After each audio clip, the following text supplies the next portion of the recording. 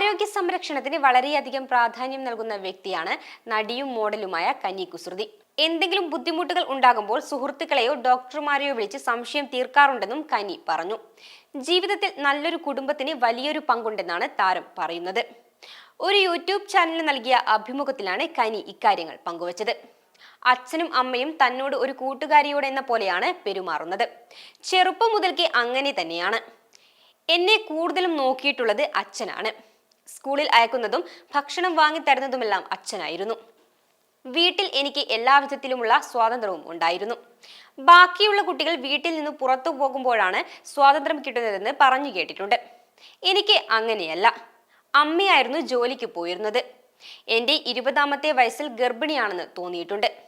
Periods ആകാൻ കുറച്ച് വൈകുമ്പോഴും വെറുതെ ഇരിക്കുമ്പോഴുമെല്ലാം ഗർഭിണിയാണെന്ന് തോന്നിയിട്ടുണ്ട്. അത് അമ്മയോട് പറഞ്ഞിരുന്നു.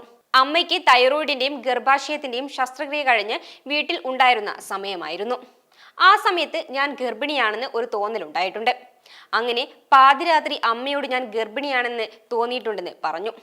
എനിക്ക് ആ സമയത്ത് ബോയ്ഫ്രണ്ട് ഉണ്ടായിരുന്നു എന്ന് അമ്മ ചോദിച്ചു. ഞാൻ ഇല്ലെന്ന് മറുപടി പറഞ്ഞു. അത് കേട്ട അമ്മ കുഴപ്പമില്ലെന്നും അബോർഷൻ ചെയ്യാമെന്നുമാണ് പറഞ്ഞത്. അമ്മ നിസ്സാരമായാണ് മറുപടി പറഞ്ഞതെന്നും കനി പറഞ്ഞു.